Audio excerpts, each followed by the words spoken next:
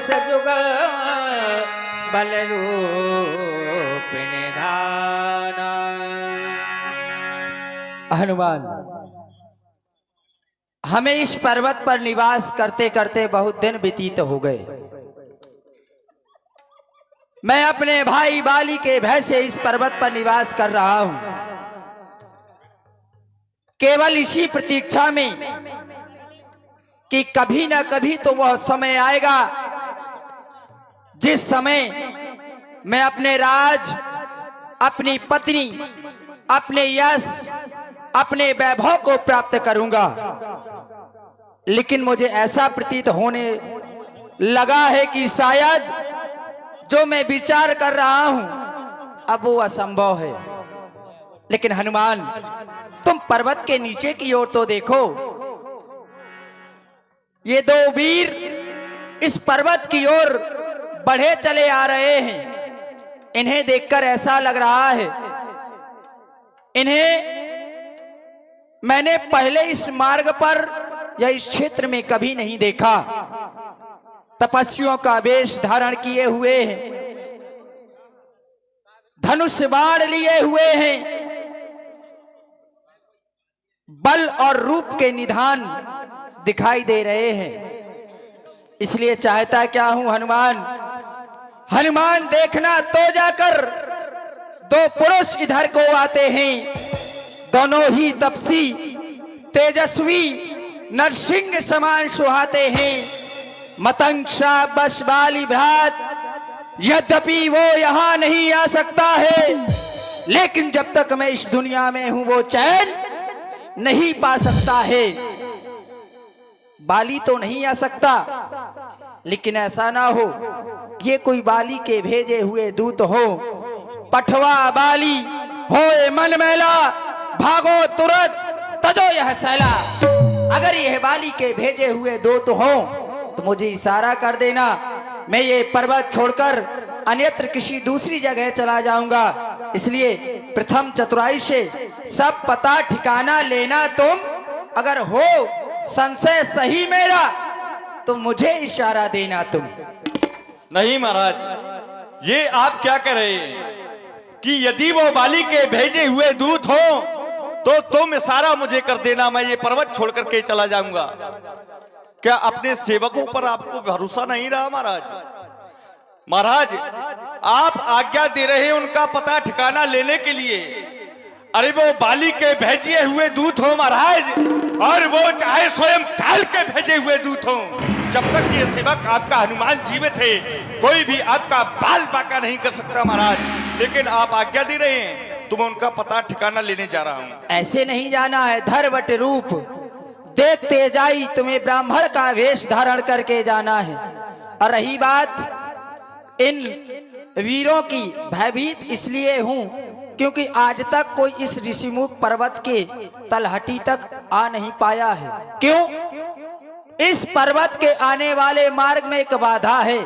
कौन सी बाधा है महाराज? और वो है कबंध नाम का दैत्य।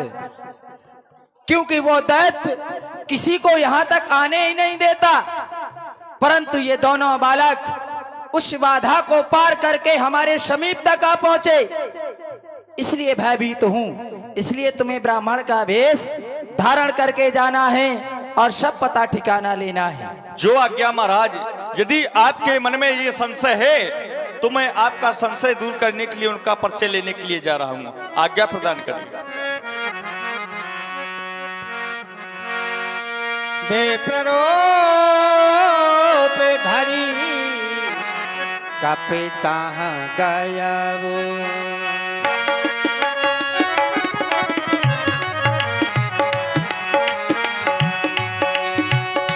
बेप्ररूप धरी कपिता गया वो, बेप्ररूप धरी कपिता गया वो।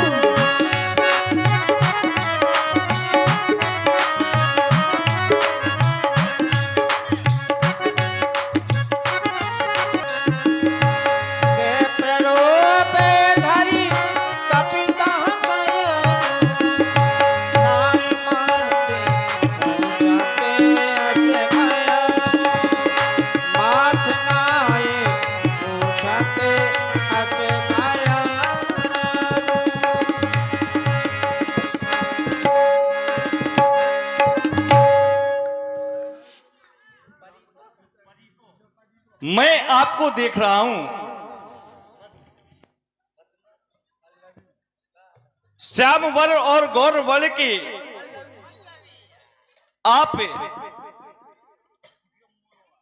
इस वन में घूम रहे हैं। मैं विचार ये कर रहा हूं कि आपको किस नाम से पुकारूं, आपको क्या कहकर के पुकारूं, क्योंकि कोतुम श्यामल ये गौर शरीरा और ये क्षत्रिय रूप फिरौमन मीरा। जिस समय मेरी दृष्टि आपके मुखार बिंद पर पड़ती है तो आप हैं श्याम वर्ण के, और आपके साथ में ये जो आए हैं वो है गौर वर्ण के। और देख रहा हूं आपके हाथों में धनुष बाण है। ऐसा लगता है जैसे आप किसी क्षत्रिय घराने से हैं। लेकिन महाराज यहां की भूमि बहुत कठोर है और मेरी दृष्टि आपके इन चरणों पर पड़ी तो आपके चरण हैं कोमल, और इस जंगल की भूमि बहुत कठोर है। ये कठिन भूमि, यहाँ की जो भूमि है बहुत कठोर है। ये कठिन भूमि को मलपदगामी कवन हेत वन विचरण स्वामी। आप किस कारण से इस वन में विचरण कर रहे हैं? कोई उत्तर नहीं मिला। तो क्या आप वो हैं? कहीं उनमें से तो नहीं है कि तुम तीन देव महाकौ कि नर नारायण की तुम दो? वो भी नहीं है। मृदुल मनोहर सुंदर गाता सहज दुसे बन आता बाता जग कारण तारण भो भंजन धरनी भार कि तुम अखिल भुवनपति लीन मनुज अवतार। कहीं आप